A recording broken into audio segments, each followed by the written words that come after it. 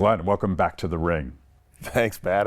It's good to be home. It's good to be home, but we're going to wrestle with ideas right now, and you are going to walk us through some of the most important ideas of the Austrian School of Economics. And by the end of this series, we're all going to be experts. Okay, sounds good.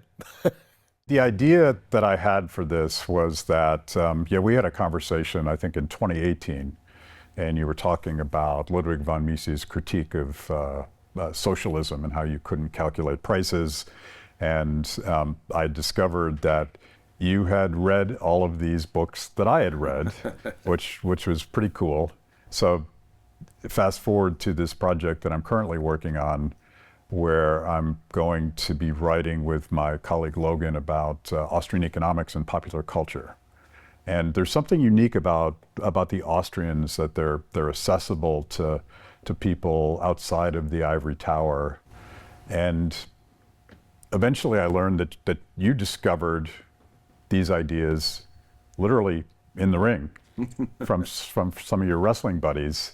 Tell me the origin story. Like, how did you discover these obscure Austrians? I was talking with one of my colleagues in WWE. This has been years ago. This is probably I know it's the early 2000s, and we would discuss things backstage, and sometimes politics would come up. And I said that this is the George Bush years, and I said, man, I'm a fiscal conservative, but I also, a lot of the social conservatism, which is what I agree with personally. I just don't believe that government should be mandating a lot of the things and the kind of this kind of hard social conservatism that we were seeing in those years, as well as the foreign interventionism, the wars around the world. It's like, what is going on? So I said that, I agree with the left on some stuff. Really, that's passed a long time ago, because they've gone so far off the rails. That was a different left, back then. And I agree with the right on some stuff, and there's stuff that I disagree with both sides on. And I felt that I was politically homeless. And he mentioned the term, he said, "You sound like a libertarian."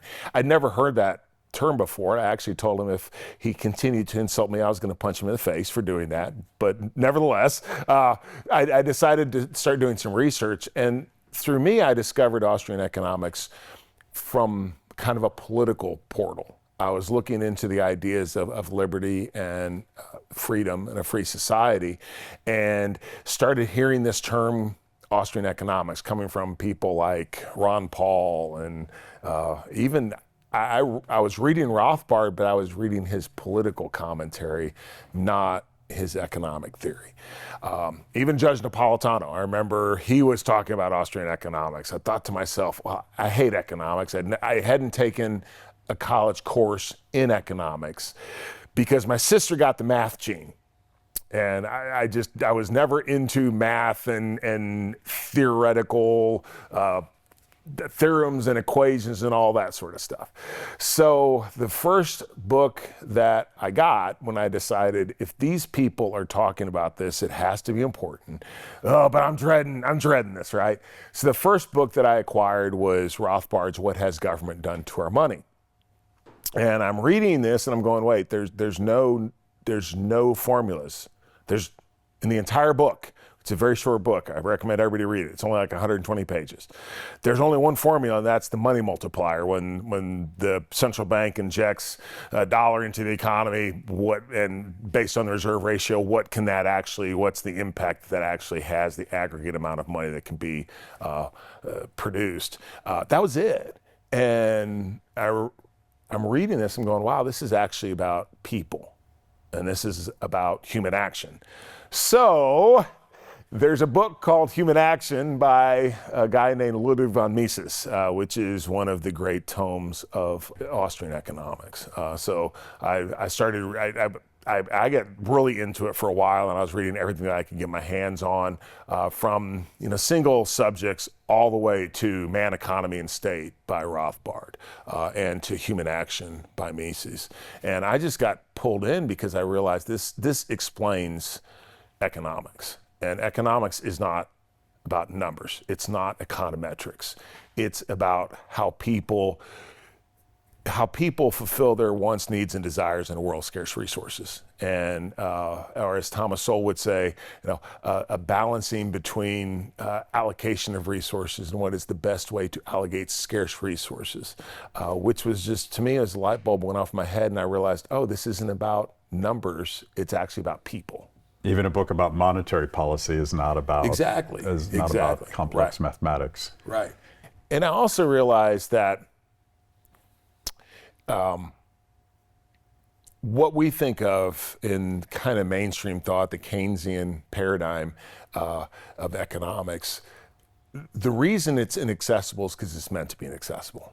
Because you have experts who basically get power and make money by becoming economic advisors to government and those sort of things. And they really don't want people, the average person, to understand what they're talking about because they want to be viewed as literally gods that are making decisions. And Richard Maybury, who's one of my favorite commentators, talks about how people are a lot smarter than they think they are. We just have to have things explained to us in a way that we can understand. As a layperson, that's what I was able to do. I was able to read Rothbard, who writes in plain language, and you realize, oh, these concepts aren't that hard, and they are and should be accessible to everybody. But academia and the establishment have almost built literally an ivory tower that they don't want you to enter, because if you do, you see they're really talking about alchemy. They're not talking about science. Yeah, the only places, I was thinking about this, Austrian economics is unique in the sense that normal folks can pick up, even Human Action, which is a pretty dense book, you can pick that up and read it, but if you were, there is no Keynesianism in popular culture because it's very dense, it's very esoteric,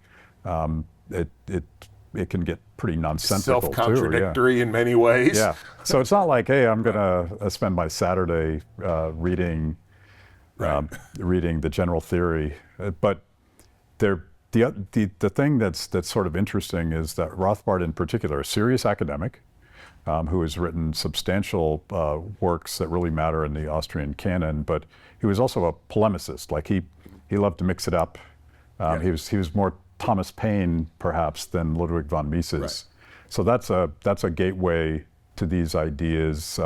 Even before there was a Ron Paul, Murray was out there just writing popular articles and writing little essays that go to that, and that's again different than what you would find in typical economics. Yes. Which is designed to be nonsensical. Yeah, exactly.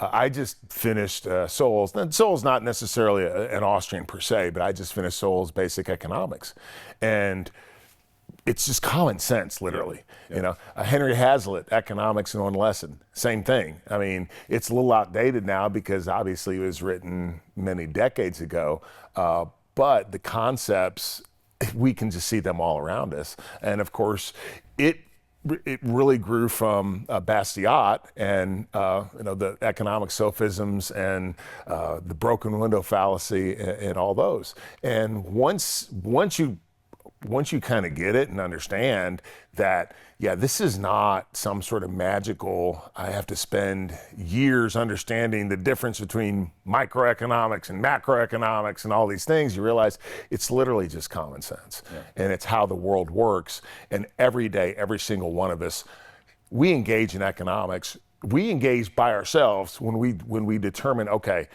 this is how I'm going to spend my day. Because time itself is a scarce resource. And to me, that's really the whole thing, is we're really economizing our time and figuring out what to do with the one thing that none of us ever have enough of, and the one thing that's fixed, and that's our time. Yeah, so when people ask me, they ask me, what book should I start with Friedrich Hayek? And I'll say The Road to Serfdom, but I'll also say, if you really want to understand Hayek, read Thomas Sowell's book, Knowledge and Decisions, because he translates Hayek, who can be quite difficult to read sometimes, into that common sense about knowledge and how people solving problems. And for me, and that's how I found Hayek. It was The Road to Serfdom. It was my introduction to him. So again, I came at things from the political side, and that's how I discovered Austrian economics. So we're going to get into this, and we're going to dig into these ideas in this series, but who are your favorite Austrians, and if you're going to recommend a book of those guys? Two, and it would be Rothbard's "What Has Government Done to Our Money?" One of the fundamental difference between Austrian economics and Keynesian economics is how the Austrians view money. Money is a commodity, just like every other commodity on the market. It is not basically a way to control the economy like the Keynesians think that it is. It's, they look at money as this mechanism by setting interest rates and doing these different things. That's how you control the economy.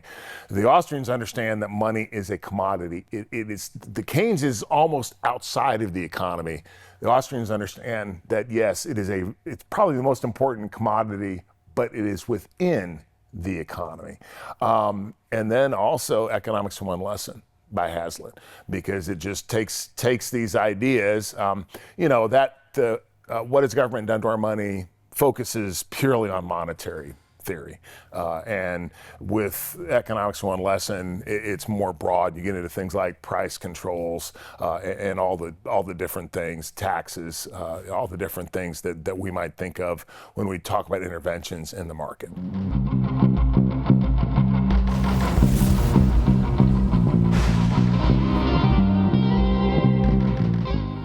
Austrian economics is kind of the populist wing of economics.